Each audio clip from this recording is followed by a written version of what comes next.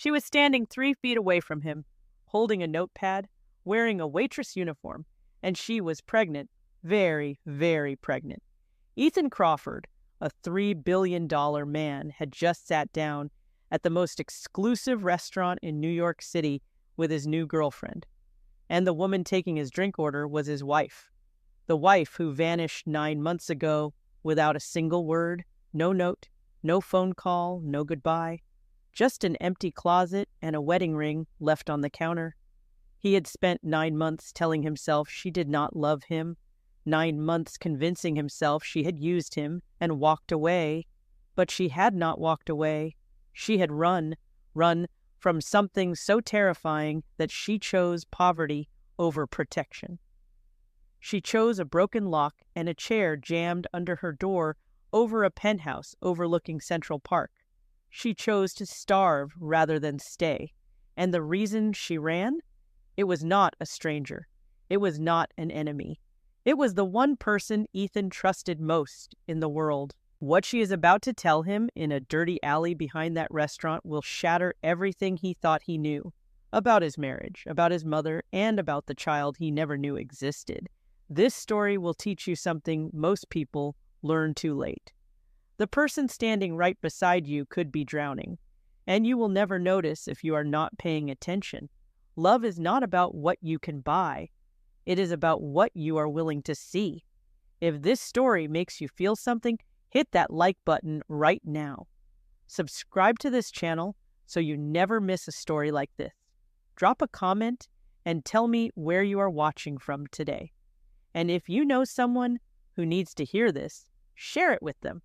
Sometimes one story can change the way someone sees the people they love. Now let us begin. Ethan Crawford had everything a man could want. $3 billion in the bank, a penthouse overlooking Central Park with floor-to-ceiling windows that made the whole city look like something he owned. His face had been on the cover of Forbes twice before he turned 35. When he walked into a room, conversations stopped. People straightened their ties. Assistants scrambled. The world bent itself around Ethan Crawford like water around a stone. But for 9 months, he had been living with a hole in his chest that all his money could not fill. His wife had vanished. No note, no phone call, no explanation, just an empty closet and a wedding ring sitting on the kitchen counter like a tiny, silver accusation. He had stood in their bedroom doorway for 20 minutes that night, staring at the spaces where her things used to be, trying to understand how a person could simply cease to exist. Tonight, in the last place on earth he would ever expect, he was about to see her again. And nothing, absolutely nothing, would ever be the same. Before we continue, do me a favor. Hit that subscribe button and tell me in the comments where you are watching from today. New York? London? Toronto? Dallas? I want to know, and if this story moves you, share it with someone who needs to hear it. Now, here is something this story will teach you, and it is something most people learn too late. The person standing right beside you might be drowning, and you will not notice until they are gone. Pay attention to the people you love. It might be the most important thing you ever do. The restaurant was called Monarch. It was not just fancy, it was legendary. 3 Michelin stars, a 6-month waiting list. Crystal chandeliers hung from ceilings that were 3 stories high. The floors were Italian marble, so polished you could see your reflection. A single bottle of wine cost more than most people paid in rent. Senators ate beside tech billionaires. Movie stars hid in private booths. If you could get a table at Monarch, you had made it in life. Ethan walked through the front door at exactly 8:00. His girlfriend, Nicole Ashford, walked beside him. She wore a black dress that probably cost $5,000, and she knew exactly how good she looked in it. Nicole was the kind of woman who belonged on magazine covers. Tall, blonde, perfect smile, perfect posture. She was a corporate attorney, one of the biggest law firms in Manhattan, and she had been dating Ethan for 4 months. She was smart, ambitious, and absolutely certain she would be Mrs. Crawford by next Christmas. The restaurant manager, a thin man named Gerald, practically sprinted across the floor to greet them. "Mr. Crawford, your table is ready. The corner booth, as requested." "Thank you, Gerald." They settled into their booth. It was private, tucked near the floor-to-ceiling windows, overlooking the city skyline. Candles flickered on white linen tablecloths. Everything was perfect, the kind of perfect that money could buy. Except Ethan could not stop checking his phone. "You promised," Nicole said, her voice tight with irritation. "One dinner, no emails, no calls, no checking stock prices." "Sorry, force of habit." Ethan placed his phone, Tollwood face down on the table. But he was not thinking about work. He was thinking about 9 months ago, about walking into the apartment he shared with Grace and finding it half empty, her clothes gone, her books gone, the little succulent plants she kept on the windowsill gone. And that ring, that thin silver band sitting on the cold marble countertop like a period at the end of a sentence. She was done, and she had not even told him why. "Ethan." Nicole snapped her fingers in front of his face. "You are doing it again. That faraway look. I am here. I am present. What were you saying about the Henderson case?" Nicole launched into a story about a corporate merger she was handling, but Ethan was only half listening. His eyes drifted around the restaurant, watching the waitstaff move between tables, thinking about everything and nothing. That is when someone approached their table. "Good evening. Welcome to Monarch. Can I start you both with something to drink?" The voice was quiet, professional, polite, but something about it made every cell in Ethan Crawford's body freeze solid. The cadence, the softness, the way it dipped slightly at the end of a sentence, like a gentle slope leading somewhere safe. He knew that voice. He knew it the way you know your own heartbeat, the way you know the sound of rain on a window at night, the way you know home. Slowly, so slowly it felt like moving through water, Ethan lifted his eyes from the menu. And the entire world stopped spinning. Standing beside his table, wearing a black uniform, holding a small notepad, was Grace. His wife. But she was not the Grace he remembered. She was thinner, much thinner. Her cheekbones were sharper, almost severe. There were shadows under her eyes that looked permanent, like bruises that had been there so long they had become part of her face. Her hair was pulled back in a messy ponytail, instead of the soft waves he remembered. And she was pregnant, not a little pregnant, not maybe she'd just had a big lunch. She was enormously, unmistakably about to have a baby pregnant. Her belly pressed against her black uniform, round and obvious and undeniable. Time stopped, the clinking glasses, the murmured conversations, the soft jazz from the speakers, all of it faded to absolute silence. Ethan could not breathe. His heart slammed against his ribs so hard he was afraid they might crack. Grace stood perfectly still. Her face showed nothing. Not surprise, not anger, not fear. Nothing at all. She was a statue holding a pen, waiting for a drink order. For one terrible frozen moment, their eyes met. And in that moment, Ethan saw his wife. He saw 9 months of unanswered questions.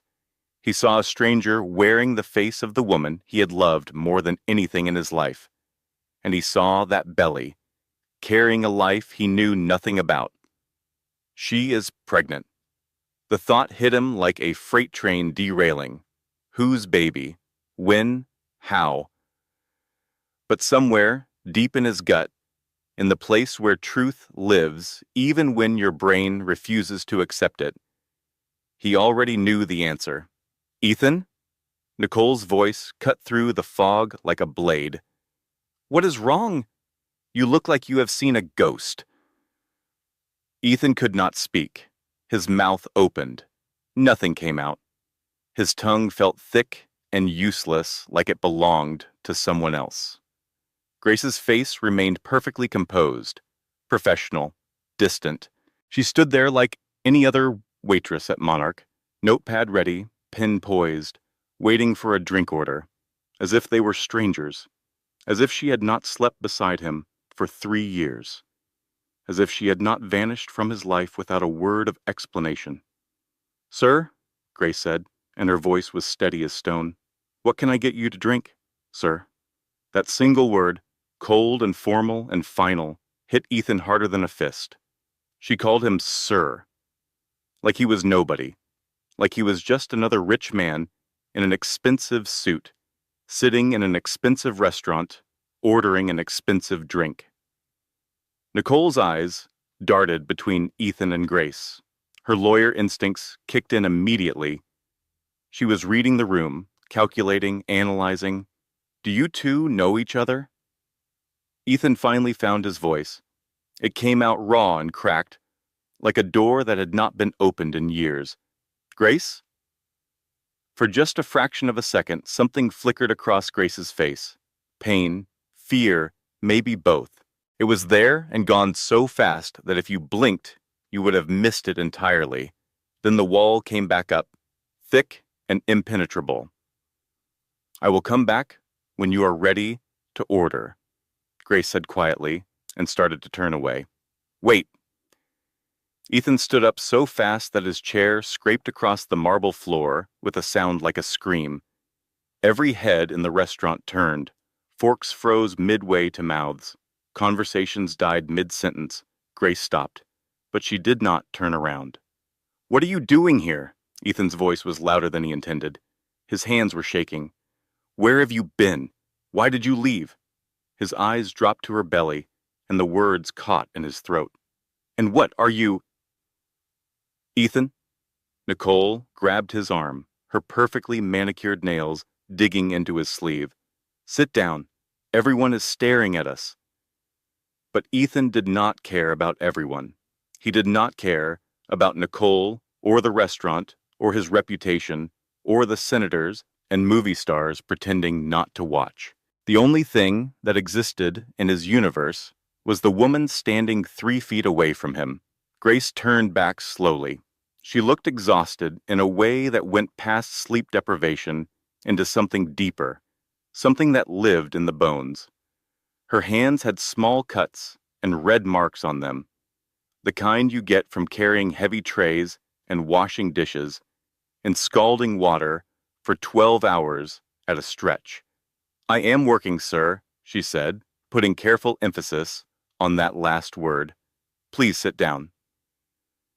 She called him sir again, like a wall between them, like a locked door with no key. The restaurant manager, Gerald, appeared instantly, sensing a situation that could damage his establishment's reputation. "Is there a problem here?" "No problem," Grace said immediately, smoothly. "Just taking their order." Nicole stood up. Her face had gone through several colors in the past 60 seconds and had settled on a deep, furious red. Her voice dropped to a sharp whisper. "That is her, is it not? Your ex-wife? The one who disappeared?" Her eyes went to Grace's belly and widened. "And she is pregnant." "Oh my God, Ethan, is that your baby?" "I do not know," Ethan whispered. "You do not know?" Nicole's composure shattered like a champagne glass dropped on marble. "I am sitting in a 3-Michelin-star restaurant, and my boyfriend's pregnant ex-wife is our waitress, and you do not know if that is your baby. Nicole, please, let me explain." "Explain what?" "That you are still in love with her? I saw the way you looked at her, Ethan, like she was the only person in the world, like I was not even here." Nicole snatched her clutch from the table. Her eyes were bright with angry tears. "We are done. Do not call me. Do not text me. And do not you dare send flowers like you did with the last one." She walked out. Her heels struck the marble floor like gunshots, each step a punctuation mark on the end of their relationship. Every single person in Monarch watched her leave. Ethan stood alone at his table, the most powerful man in the room, and he had never felt more helpless in his entire life. He did not sit back down. He did not order. He stood there for 5 minutes, then 10. A different waiter approached and asked if he would like to see the menu. Ethan waved him away without looking. His eyes were locked on the kitchen door, the door Grace had disappeared behind. Finally, he could not wait anymore. Ethan walked toward the kitchen. Gerald tried to intercept him, stepping into his path with the practiced smile of a man trained to handle difficult guests. "Mr. Crawford, I am sorry, but guests are not permitted in the kitchen. Move." Ethan said it quietly, but something in his voice, something cold and absolute and dangerous, made Gerald step aside like he had been physically shoved. Ethan pushed through the kitchen doors. Inbad was controlled chaos. Steam billowed from enormous pots. Cooks shouted orders across stainless steel counters. Pans hissed and sizzled. The heat was oppressive, almost violent, a wall of hot air that hit him the moment he stepped through. And there, in the far corner, sitting on an overturned milk crate next to a stack of vegetable boxes, was Grace. Her face was buried in her hands. Her shoulders shook with silent sobs. Something inside Ethan broke, not cracked, broke, like a dam giving way to a flood that had been building for 9 months. He walked toward her slowly, and the kitchen noise seemed to fade until there was only her. "Grace Amos, sorry," he said softly. Her head snapped up. When she saw him, she wiped her eyes with the back of her wrist and stood up in one quick motion, smoothing her uniform with trembling hands. "You cannot be back here. This area is for staff only." "I do not care about the rules, Grace. We need to talk." "There is nothing to talk about." She tried to walk past him. Ethan reached out and gently touched her arm, not grabbing, not holding, just a touch, a connection. "Please, 5 minutes. That is all I am asking." Grace pulled her arm away. "Do not touch me." A massive cook, a guy built like a linebacker with tattoo sleeves and surprisingly kind eyes, looked over from his station. "This guy bothering you, Grace?" "It is fine, Marcus. He is leaving." But Ethan did not leave. He stood there, really looking at her for the first time. Not at the woman he remembered, but at the woman standing in front of him right now. She was so different.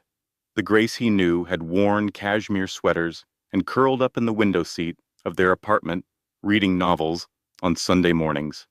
That Grace had a laugh that could fill a room and a smile that made the worst day bearable. That Grace smelled like vanilla and always had paint under her fingernails from the watercolors she did on weekends. This Grace looked like she had been through a war. Her uniform was slightly too large, hanging off shoulders that had gotten thinner. Her sneakers were held together with what appeared to be duct tape on one sole. Her hands were rough and red, but she was still beautiful to him. Still the woman who had made his penthouse feel like a home instead of a museum. Still Grace. "The baby," Ethan said quietly. "Is it mine?" Grace's jaw tightened, her eyes hardened. "That is none of your business." "None of my business?" "Grace, you are my wife." "Was." She corrected him like a teacher correcting a spelling mistake. "I was your wife. Past tense. We are still legally married. You never filed for divorce. You just vanished." "And whose fault was that?" The words came out sharp and bitter, and they hung in the steaming kitchen air like a blade between them. The kitchen manager, a stocky woman with her hair under a net, approached them with an expression that made it clear she had zero patience for personal drama during dinner rush. Take it outside, both of you, now. Grace grabbed a thin jacket from a hook on the wall and walked out the back door without looking at Ethan. He followed her into the alley behind the restaurant. It was narrow and ugly. A single buzzing fluorescent light cast harsh shadows on brick walls streaked with grime. Dumpsters lined one side. The air smelled like old grease and garbage. This was the other side of Monarch, the side the guests in their designer clothes and diamond watches never saw. Grace leaned against the brick wall, one hand supporting her lower back, the other resting on her belly. In this brutal light, she looked even more exhausted. The shadows under her eyes were almost purple. 5 minutes, she said flatly. Talk. Why did you leave? Because I had to. That is not an answer, Grace. It is the only one you are getting. The baby. Please, just tell me. Is it mine? Silence. A long, heavy silence broken only by distant traffic sounds and the hum of a kitchen exhaust fan. Then, very quietly, almost a whisper, she said, Yes. The ground shifted under Ethan's feet. The alley walls seemed to tilt. His baby, she was carrying his baby, had been carrying his baby for 9 months while he had been eating at restaurants like Monarch, sleeping in Egyptian cotton sheets, flying to meetings on private jets. When did you find out? 2 weeks before I left. So you have been pregnant for 9 months, and you never told me? Almost due now? 3 weeks, maybe less. 3 weeks. He was going to become a father in 3 weeks, and until 5 minutes ago, he had not even known. Why? The word came out broken, cracked right down the middle.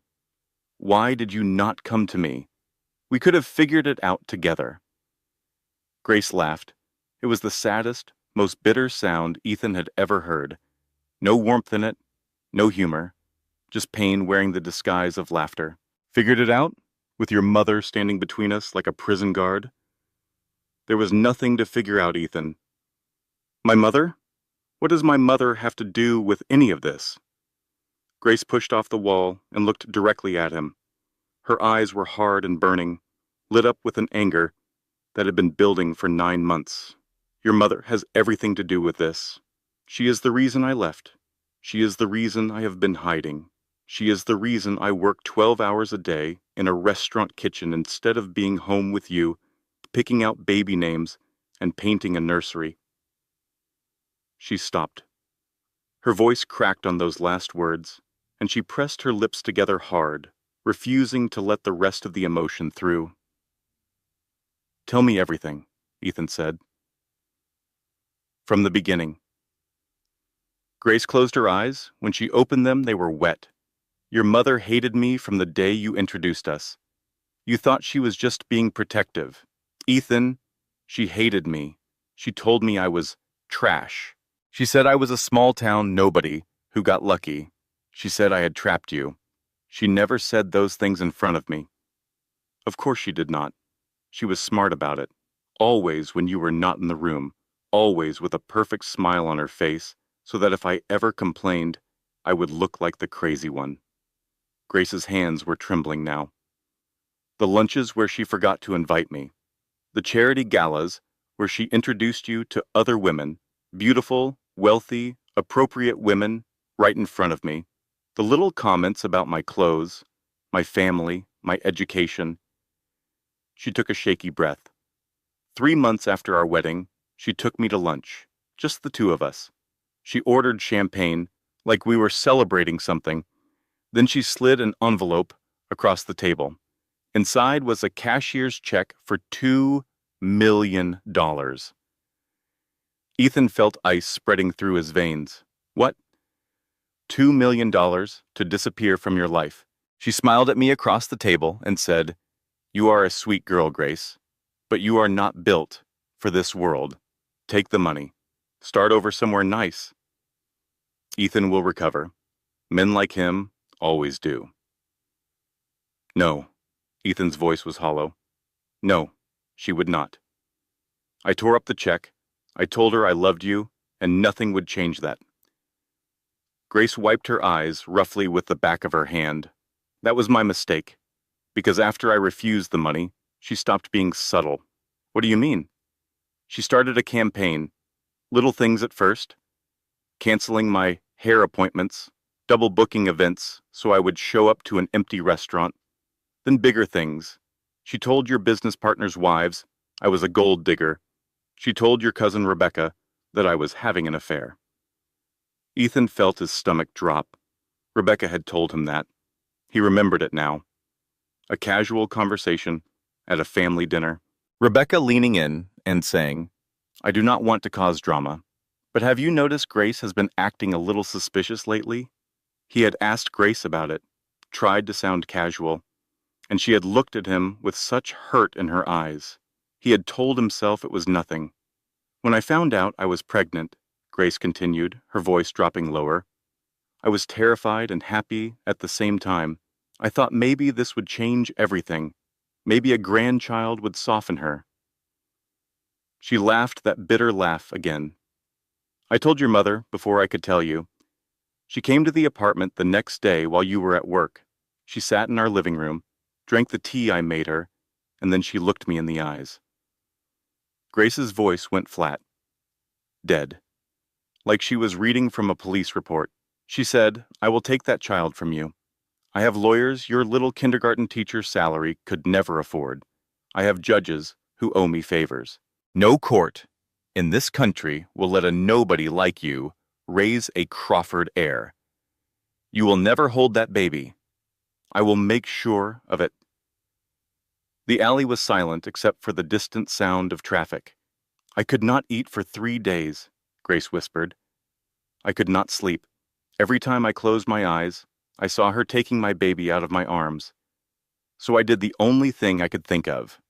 I packed one bag while you were at work. I left my ring because I did not want you to think I had stolen it. And I ran. Ethan's back hit the brick wall. He slid down until he was sitting on the filthy alley ground, his $1,000 suit pressed against concrete, streaked with grime, and he did not care. 9 months, he said. You have been running for 9 months. I have been surviving for 9 months, Grace corrected him. There is a difference. Where have you been living? Grace hesitated. An apartment in Hunts Point. Ethan flinched like he had been slapped. Hunts Point, one of the roughest, most dangerous neighborhoods in the Bronx. It was what I could afford, Grace said. $500 a month for a studio, no heat half the time. The lock on the door did not work properly, so I jammed a chair under the handle at night. A chair under the door handle, while he slept in a penthouse with a 24-hour doorman. I work 3 jobs, waitress here at Monarch 4 nights a week, cashier at a bodega in the mornings, and I do laundry and mending for an elderly woman on my block on Sundays. Between the 3, I make just enough to cover rent and food and a little savings for when the baby comes. Have you seen a doctor? Silence. Grace, have you seen a doctor? Once. A free clinic in the Bronx. 4 months ago. You are 9 months pregnant and you have seen a doctor once? Do you know what an appointment costs without insurance, Ethan? I had to choose between seeing a doctor and eating for a week. I chose eating. Ethan put his head in his hands, and in that moment, sitting on the dirty ground of an alley behind a restaurant where a single meal cost $300, the billionaire who had everything finally understood that he had nothing at all. Come with me, Ethan said, pulling himself up off the ground. Right now. I am taking you to a hospital. I cannot just leave. My shift is not over. They will fire me. Grace, you are 9 months pregnant, and you have not had proper medical care. Nothing else matters right now. Money does not fix this, Ethan. Grace's voice turned sharp as a knife edge. Money is all your family has ever used to solve problems, and it is the reason I almost lost my baby. The words hit like a punch because they were true. Every word. Then what do you want me to do? Ethan asked, and for the first time in his life, there was no authority in his voice, no CEO confidence, no billionaire certainty, just a man standing in an alley asking a question he did not know the answer to. Grace studied him for a long time. I want you to listen. I want you to believe me without demanding proof. I want you to choose me, not because it is easy, but because it is right. I believe you. You did not before. I was blind before. I was stupid. I was everything you think I was, and worse. That is not enough. Then let me prove it. Not with money, not with grand gestures, with time, with actions. Starting right now. Starting with getting you to a doctor. Grace stood there in the alley, one hand on her belly, the other hanging at her side. 9 months of survival had taught her to trust no one, expect nothing, and protect herself at all costs. But she was tired. So deeply, completely, bone-crushingly tired. Fine, she said at last. I will go to the hospital, but I am not going to your apartment. I am not going anywhere your mother can find me. And this does not mean I forgive you. I know. I do not trust you. I know that too. Good, as long as we understand each other. Ethan took Grace to Mount Sinai, not the emergency room, the private wing, the one with rooms that looked like hotel suites. Dr. Catherine Aldridge, one of the top obstetricians in New York, met them despite the late hour. She was a no-nonsense woman in her 50s with reading glasses perched on her nose and a manner that was both warm and absolutely authoritative. Let us take a look at you, Grace, she said, guiding her to the bed. I understand prenatal care has been limited. I could not afford it. Dr. Aldridge's expression did not change, but Ethan saw her jaw tighten, almost imperceptibly. We are going to fix that right now. She ran every test available: blood work, ultrasound, blood pressure, weight, iron levels, nutrition markers. She checked Grace methodically and thoroughly while Ethan stood by the window, trying to give Grace space, but unable to make himself leave. You are underweight, Dr. Aldridge said when the results came back. Anemic, which means your iron is too low. Blood pressure is lower than I would like. There are clear signs of chronic stress and physical exhaustion. Grace's hand went to her belly. But the baby? The baby, Dr. Aldridge said, and her voice softened, is measuring well. Strong heartbeat, active. Your son is a fighter. Son? Grace's eyes went wide. It is a boy? Would you like to see? Dr. Aldridge turned the ultrasound screen toward Grace, and there he was, a tiny person with a round head and little fists, and a heartbeat that filled the room like a drum, fast and strong and real. Grace fell apart. Not the quiet kitchen crying. This was the kind of crying that comes from 9 months of holding everything together with nothing but will and desperation. She put her hand over her mouth, but the sound came through anyway, raw and broken and beautiful. That is him, she whispered through her tears. That is really him? That is really him, Dr. Aldridge said gently, and he is doing remarkably well, considering everything you have both been through. Ethan stepped closer. On the screen, the baby moved, stretched, kicked. Can I? Ethan started, then stopped. Grace looked at him through her tears. For a moment, just one moment, the walls came down. She took his hand and placed it on her belly. Under his palm, something pushed back. A kick. Small, but strong, his son. "Oh my God," Ethan breathed. "He does that constantly," Grace said, and there was the ghost of something almost like a smile on her face, "especially when I'm trying to sleep." For one perfect moment in that hospital room, with the sound of their baby's heartbeat filling the silence, everything was okay. Two parents seeing their child together for the first time. But perfect moments are fragile things, and this story was far from over. Ethan moved fast. It was what he did best.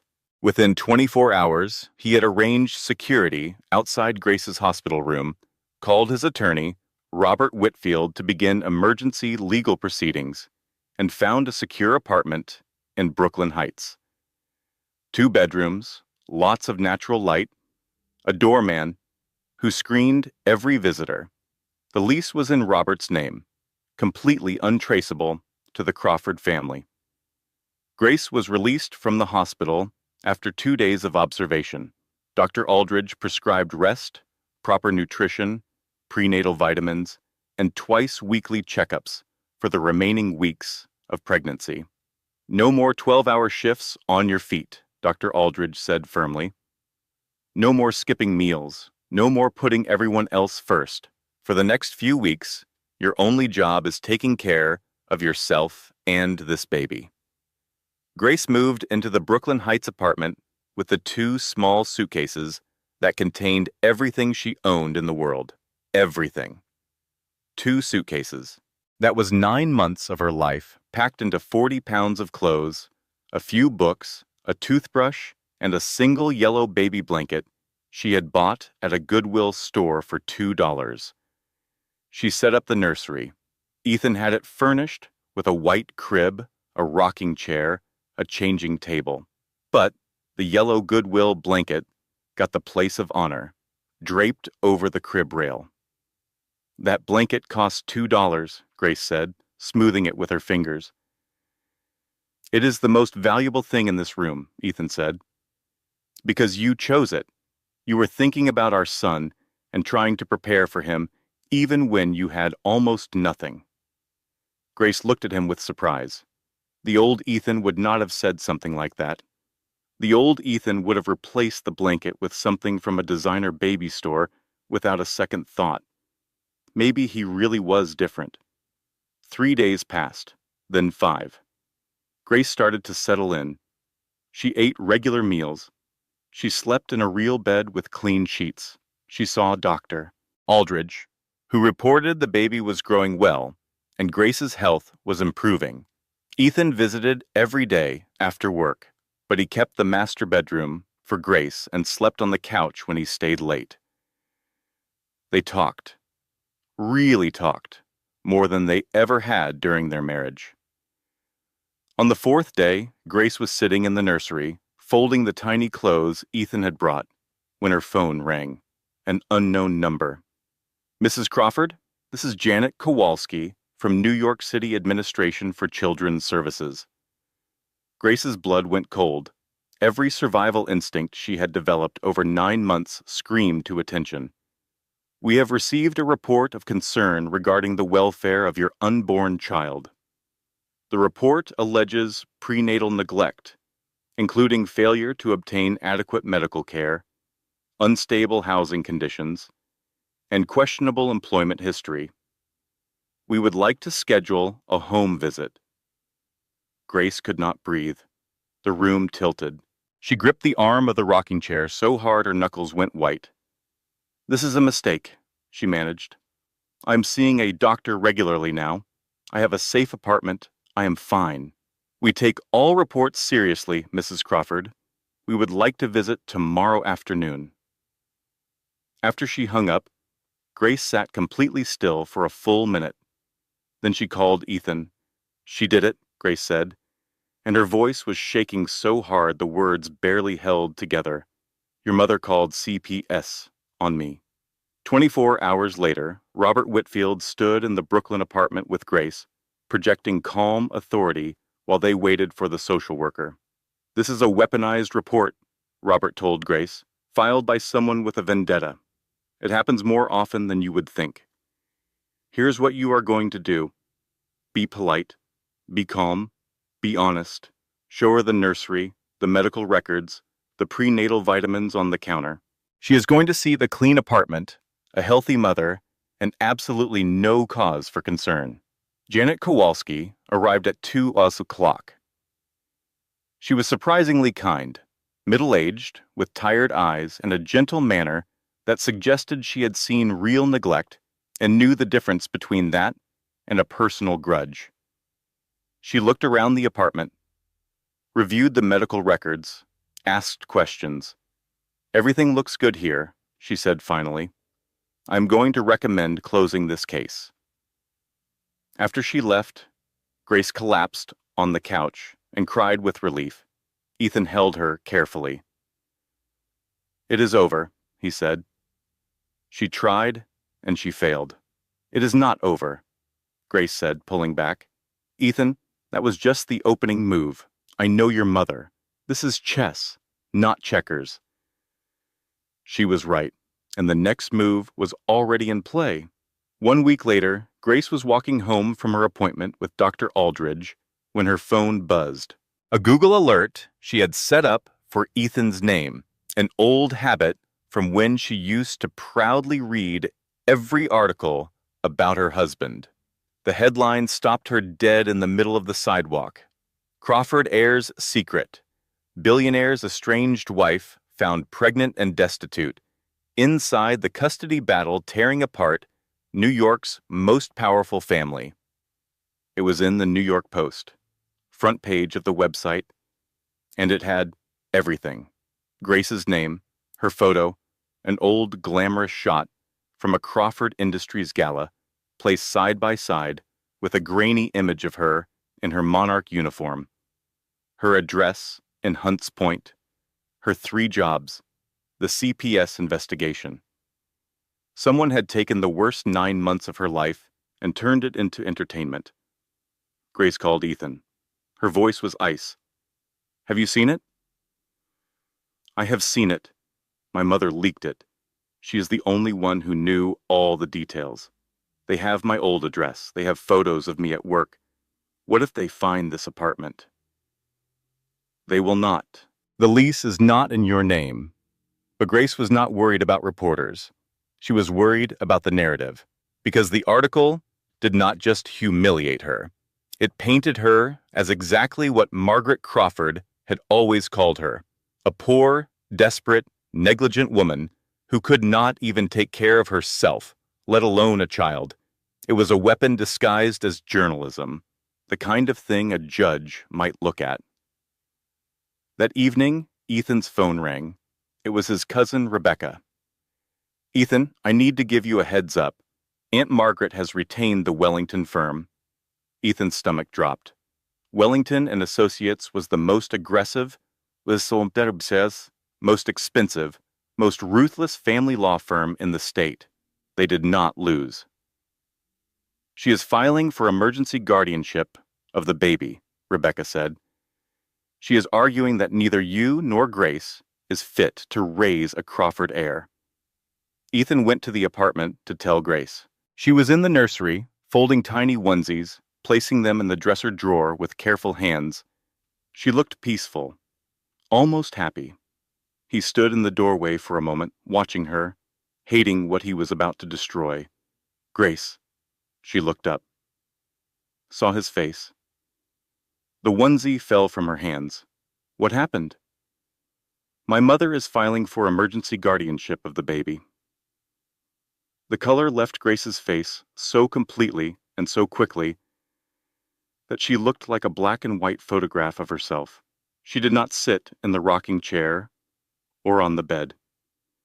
She sank to the floor of the nursery and wrapped both arms around her belly, as if physically shielding her child. "She is taking my baby. She is trying. She will not succeed. Robert says the case has no legal merit. You said the CPS thing would not go anywhere. You said the article would not happen. You keep saying she will not, and she cannot. And she keeps doing it, Ethan. Every time, she keeps doing it." Grace was breathing too fast. Her hands were shaking visibly.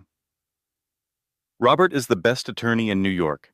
He is already— I do not care about Robert, Grace screamed. It was the first time she had raised her voice since the alley, and the sound echoed off the nursery walls. Your mother has a team of lawyers. She has unlimited money. She has connections in every courtroom in this city. She has a newspaper article calling me a negligent mother. And all I have is nothing. I have nothing, Ethan. She stopped. Her hands went to her belly. Her face changed. Grace, what is wrong? I do not know. Something feels wrong. Something— She gasped, a sharp, sudden intake of breath. Something is wrong. Here is something most people do not understand until it happens to them. Stress is not just an emotion. It is a physical force. It lives in your body. It tightens muscles and raises blood pressure and floods your system with chemicals designed for running from predators, not for growing a baby. 9 months of relentless, crushing stress had been building in Grace's body like pressure in a pipe. And Margaret Crawford's guardianship filing was the final blow that made it burst. Ethan called 911. The ambulance arrived in 8 minutes. Paramedics loaded Grace onto a stretcher while she gripped Ethan's hand so hard his fingers went numb. At the hospital, Dr. Aldridge met them. Her face was grim. She is contracting. The baby is showing signs of distress. We need to prepare for an emergency delivery. It is too early, Grace sobbed. He is not ready. He is at 37 weeks. It is early but viable. Grace, I need you to try to stay calm. Can you do that for me? Grace looked at Ethan, terror in her eyes, real, raw, bottomless terror. I am right here, Ethan said, holding her hand. I am not going anywhere. Anger than any board meeting, any negotiation, any deal. Longer than the 9 months of not knowing where Grace was. Grace was in labor. Early, stress-induced, and complicated. Dr. Aldridge moved between calm reassurance and rapid instructions to her team. Monitors beeped. Nurses moved in and out of the room with quiet urgency. The overhead lights felt too bright and too harsh.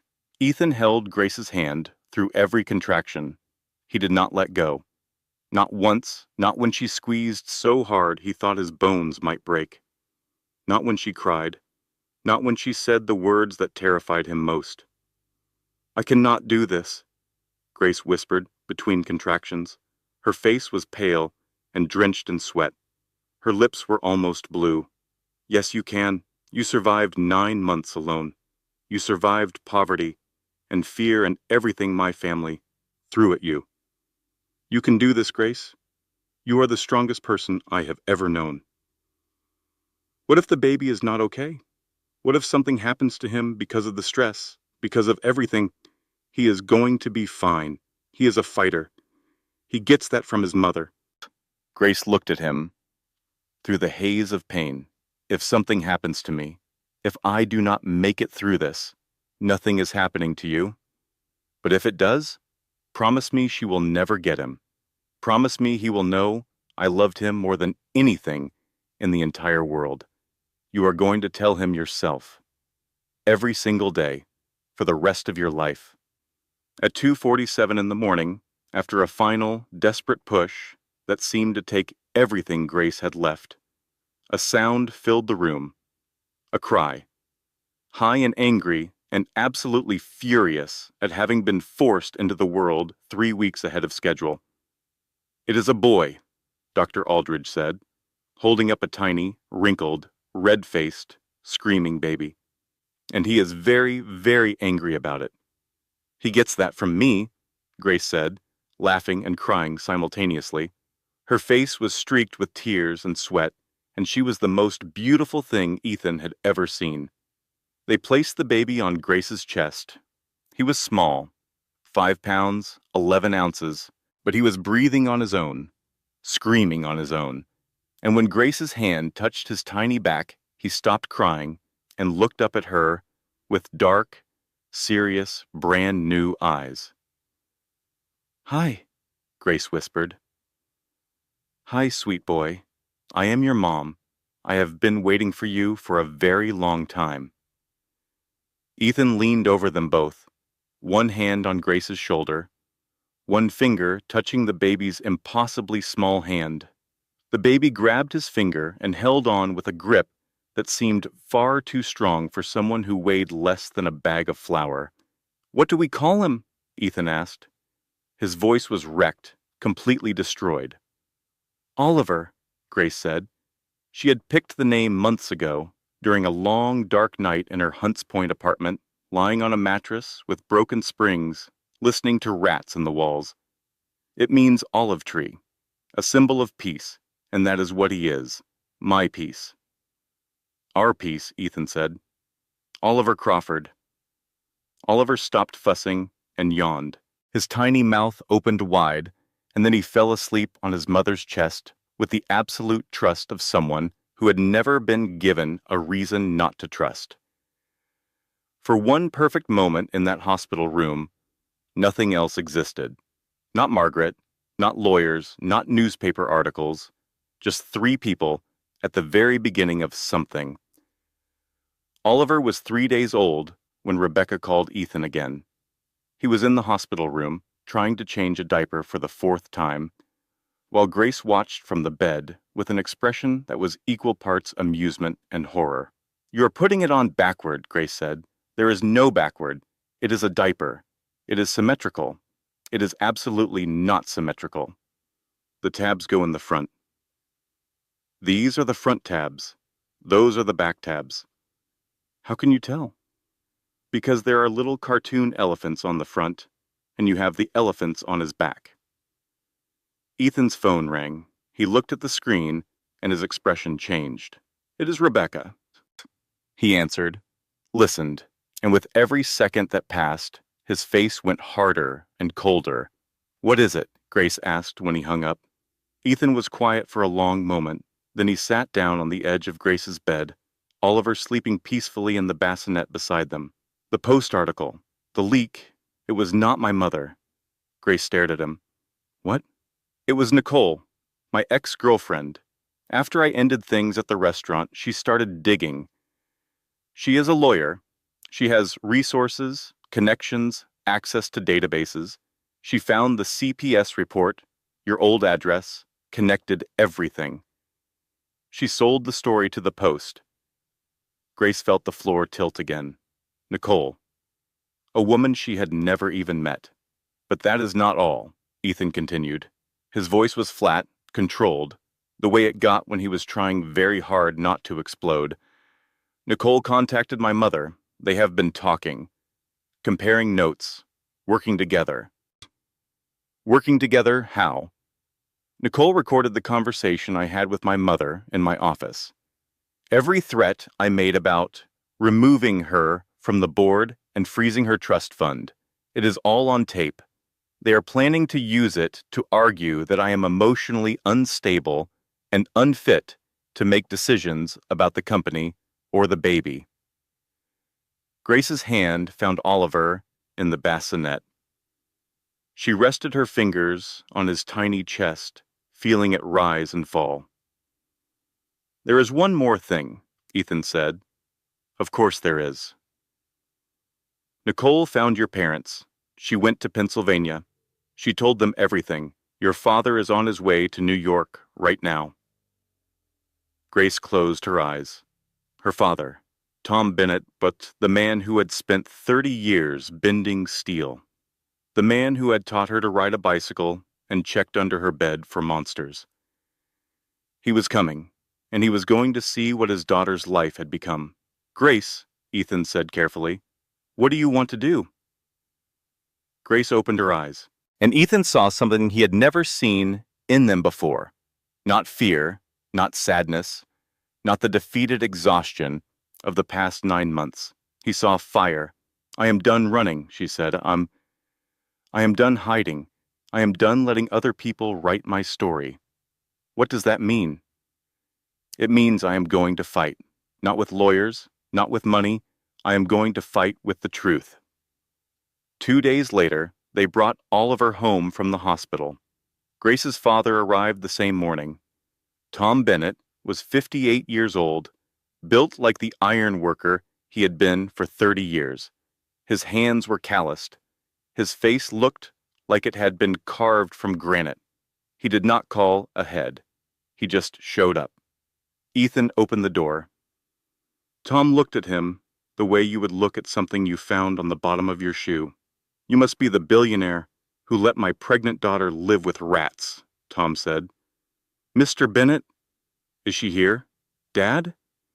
Grace appeared behind Ethan, Oliver in her arms. Tom's granite face crumbled. His eyes went to the baby, then to his daughter, then back to the baby. His jaw worked, but nothing came out. "Hi, Daddy," Grace whispered. Tom crossed the room in 3 steps and wrapped his arms around both of them with a gentleness that contradicted every hard line of his body.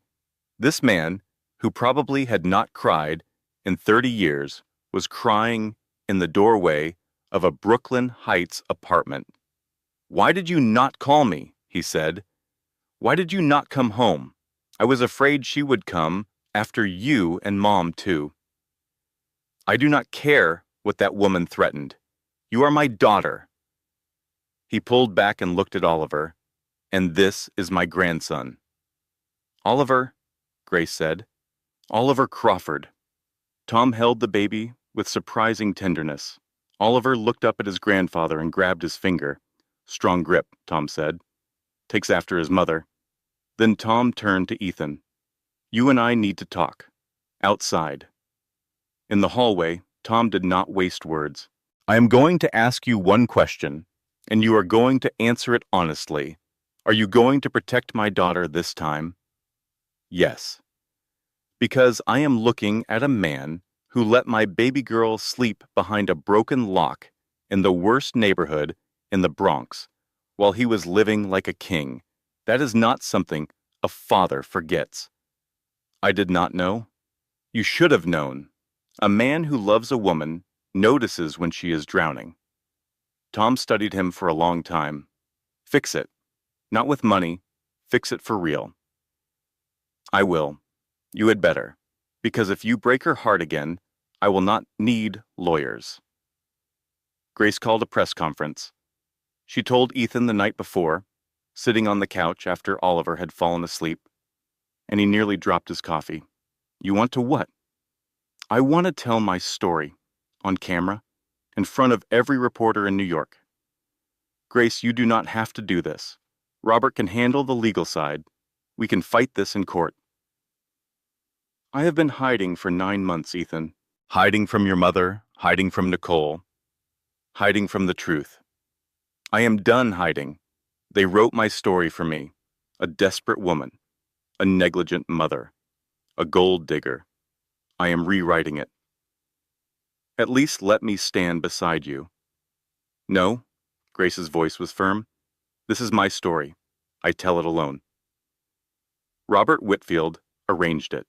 A conference room at Crawford Industries. Microphones, cameras, every major outlet in the city. At 3:00 the next afternoon, Grace walked into a room full of reporters. She wore a simple navy dress. Her hair was down. She carried no notes. Her hands were steady. Here is something worth knowing, and this might be the most important thing in this entire story. When people try to define you, when they write your story for you and fill it with lies and assumptions and cruelty, the most powerful thing you can do is open your mouth and speak your own truth. You do not need to shout. You do not need to cry. You just need to stand there, look people in the eye, and refuse to be anyone's victim. Grace stood at the podium and looked at the cameras. "My name is Grace Crawford. 9 months ago, I disappeared. Today, I am going to tell you why." She told them everything, not with anger, not with tears, with calm, devastating, unshakable clarity. She told them about Margaret's $2 million check, about the threats to take her baby, about the CPS report filed to make her look unfit, about the Post article designed to destroy her public reputation. She told them about working 3 jobs while pregnant, about choosing between food and medical care, about jamming a chair under her door handle every night. She told them about the yellow blanket from Goodwill, $2, the only thing she could afford to buy for her baby. I did not leave my husband because I stopped loving him, Grace said. I left because someone made me believe that loving him was not enough to protect my child. And for 9 months, I lived in fear. Not fear of poverty, not fear of hard work, fear that the one thing I loved most in this world would be taken from me. She paused. The room was so silent, you could hear the cameras clicking. I am not here to ask for sympathy. I am here because someone tried to take my voice, and I am taking it back. No mother should ever have to choose between her safety and her child. No woman should ever be made to feel that she is not enough. Not by a stranger, not by a mother-in-law, not by anyone. She took a breath. That is all I have to say. I will not be taking questions. Grace walked out. The press conference went viral. 10 million views in 4 hours. 50 million by the next morning. Women across the country shared it with comments like, "This is what real strength looks like." And she did not just tell her story. She set herself free. The public reaction destroyed Margaret Crawford's position. Crawford Industries stock dipped. Board members demanded emergency meetings. The company issued a statement distancing itself from Margaret's personal actions. Nicole Ashford's law firm launched an internal investigation after clients complained about Nicole using company resources for personal vendettas. She was fired within a week. The recording Nicole had given Margaret backfired completely. Instead of making Ethan look unstable, the public overwhelmingly sided with a man who stood up to his own mother to protect his wife and baby. Wellington and Associates quietly withdrew the guardianship petition. The legal fees were enormous, and the firm did not like being on the losing side of public opinion. Within 10 days of Grace's press conference, every weapon Margaret Crawford had built was destroyed. Not by money, not by lawyers, by the truth, spoken clearly, by a woman who refused to be afraid anymore. 3 weeks after the press conference, on a quiet Tuesday morning, there was a knock at the Brooklyn apartment door. Grace opened it. Margaret Crawford stood in the hallway. She looked diminished. That was the only word for it. The Chanel suit was wrinkled. The perfect silver blonde hair was slightly disheveled. She looked like a woman who had not slept in days, maybe weeks. "I am not supposed to be here," Margaret said. "The restraining order." "I know," Grace said, "and I could call the police right now." "I know." They stood there, 2 women on either side of a threshold that represented everything that had gone wrong between them. "Can I come in?" Margaret asked. Every instinct in Grace's body screamed no. But she thought about Oliver, sleeping in his crib. She thought about the kind of world she wanted her son to grow up in. She thought about whether the cycle of fear and anger would ever end if someone did not take the first step. "5 minutes," Grace said, "and if you raise your voice even once, I am calling 911. Margaret sat on the couch, not with her usual elegant authority, heavily, like a woman carrying a weight she could no longer bear. "I came to apologize," she said. "And before you say it, yes, I know I should have done this months ago, years ago." "You tried to take my son," Grace said. "You called CPS. You hired lawyers to rip my baby from my arms. An apology does not cover that." "I know." "Then why are you here?" Margaret was quiet for a long time. When she spoke, her voice was different, smaller, stripped of the armor she had worn for decades. "When Ethan's father died, Ethan was 12. I was terrified. I had a company to run, a child to raise, and a world that expected me to fall apart. So I became someone who could not fall apart. Someone hard, someone controlled, someone who saw every person as either useful or a threat. She looked at her hands. They were shaking. You were a threat, Grace. Not because you were bad for Ethan, because you were good for him. You made him happy in a way that had nothing to do with success or money or the Crawford name. And I was afraid that if he had you, he would not need me anymore. I could not lose him too. The room was silent except for the sound of traffic outside and the soft white noise from Oliver's room. I have been seeing a therapist, Margaret said. First time in my life. She told me I have control issues. She almost laughed, as if I did not already know. Grace listened, without speaking. She let the silence do its work. I am not asking for forgiveness, Margaret said. I do not deserve it. I am asking for a chance, not for me, for Oliver. Every child deserves to know their grandmother, a real grandmother, not the person I was. Grace sat down across from Margaret and looked at her directly, not with anger, not with fear. With the steady, clear-eyed gaze of a woman who had survived the worst Margaret could throw at her and come out the other side. Here's what is going to happen, Grace said. You are going to continue therapy. Every week. You are going to write a formal, public apology, not to Ethan, to me. You are going to drop every legal action completely and permanently.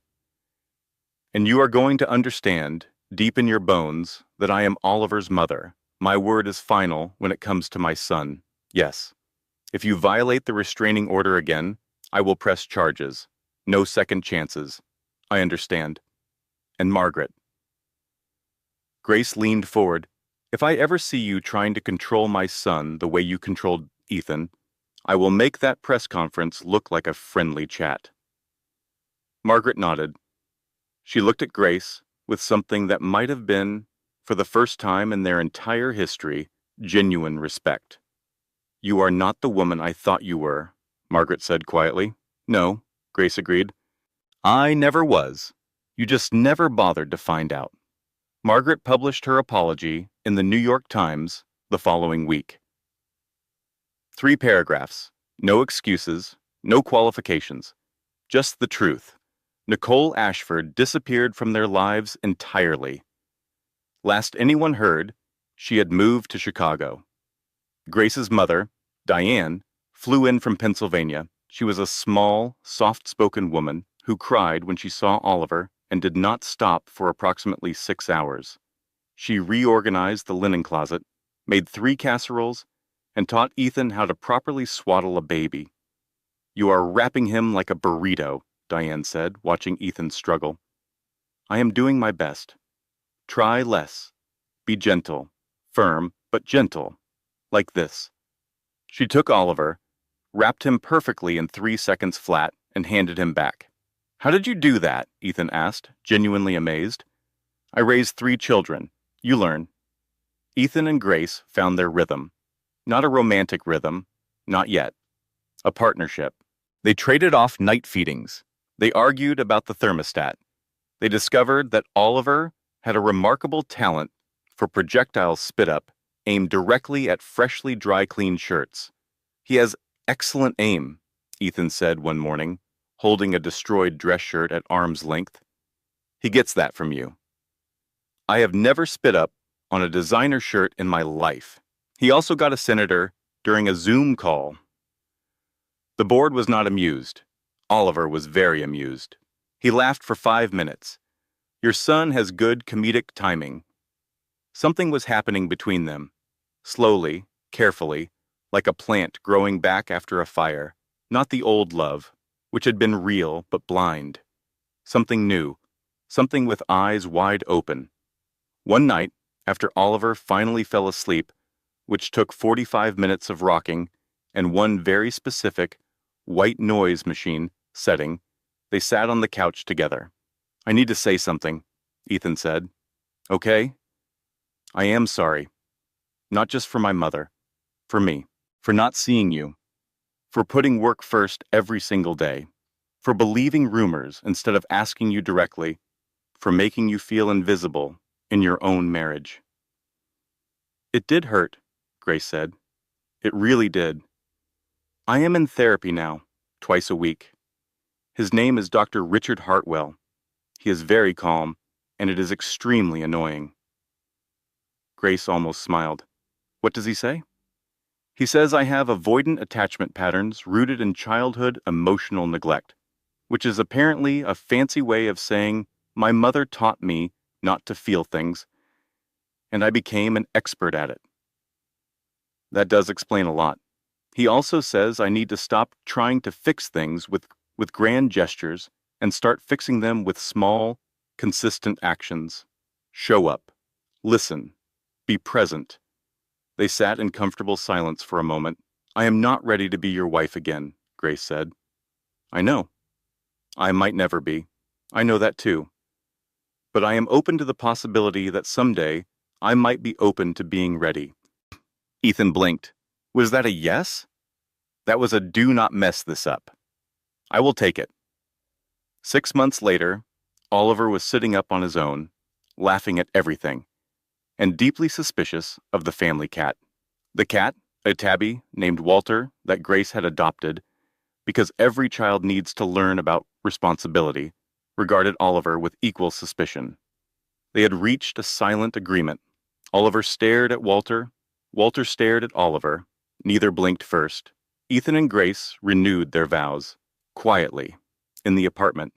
No photographers, no press, no 300-person guest list. Just them, Oliver, Tom, and Diane, Dr. Aldridge, Robert Whitfield, and Margaret, who sat in the corner and cried silently and did not try to take charge of a single thing.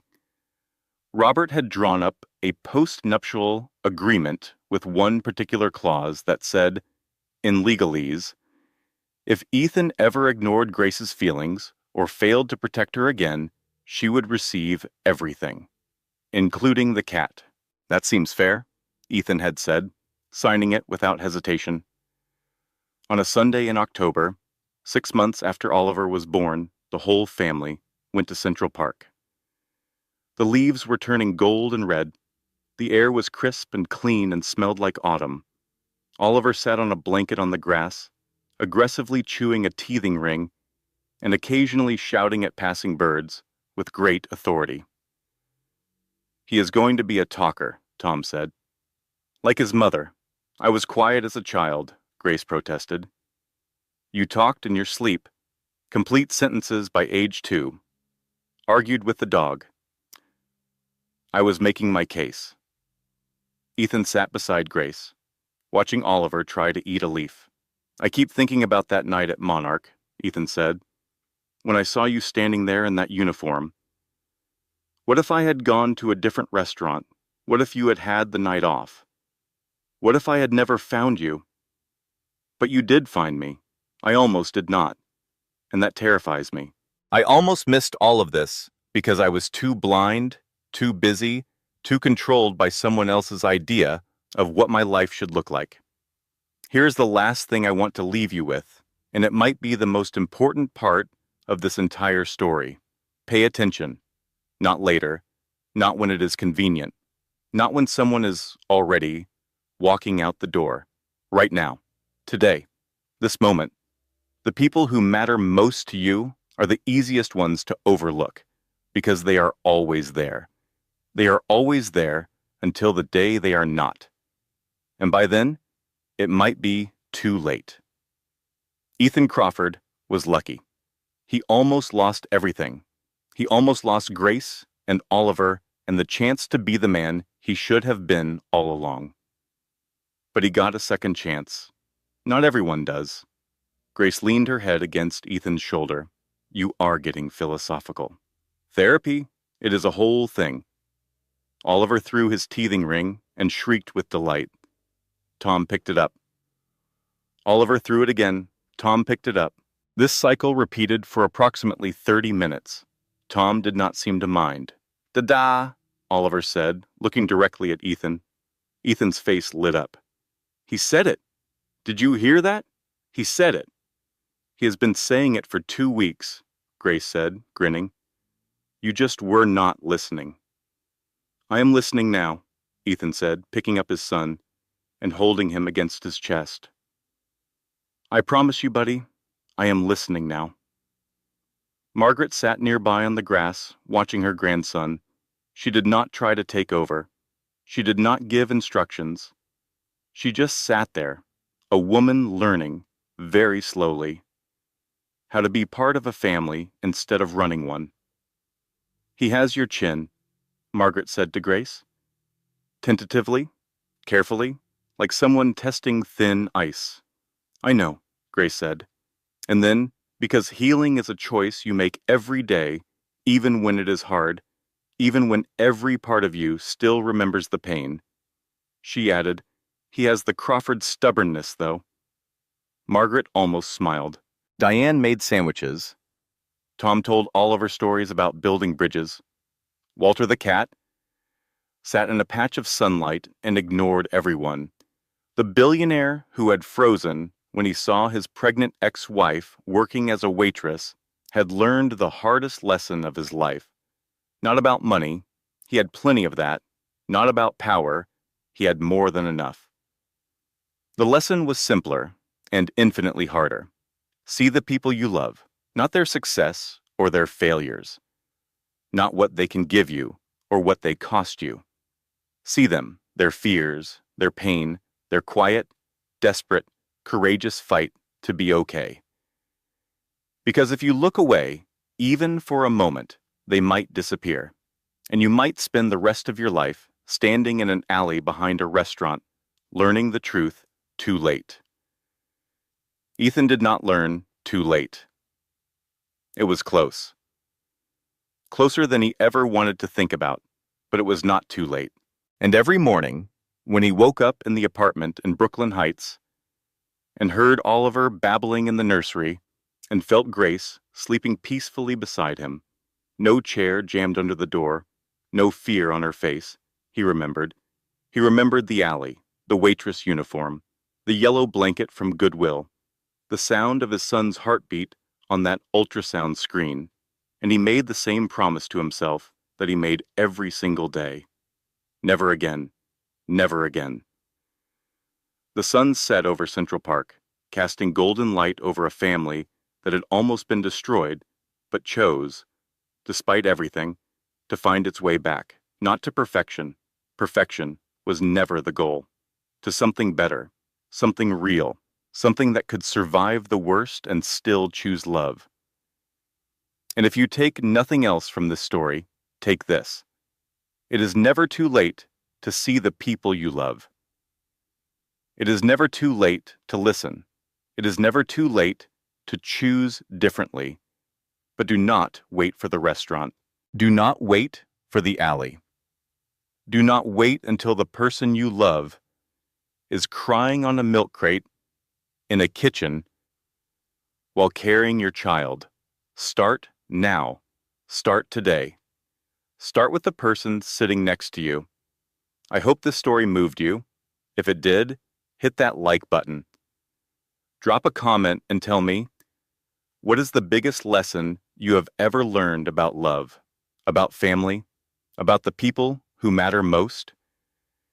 And if you know someone who needs to hear this story, someone who is going through a hard time, someone who feels invisible, someone who is fighting alone, share this video with them. Let them know they are not alone. Subscribe. If you have not already, I will see you in the next one. This story was created for entertainment and educational purposes. All characters and events are fictional. Any resemblance to real persons is purely coincidental. If you or someone you know is experiencing domestic threats or abuse, please contact the National Domestic Violence Hotline at 1-800-7-997-233. This content was carefully researched, developed, and manually edited by our team to deliver meaningful storytelling with real-life lessons.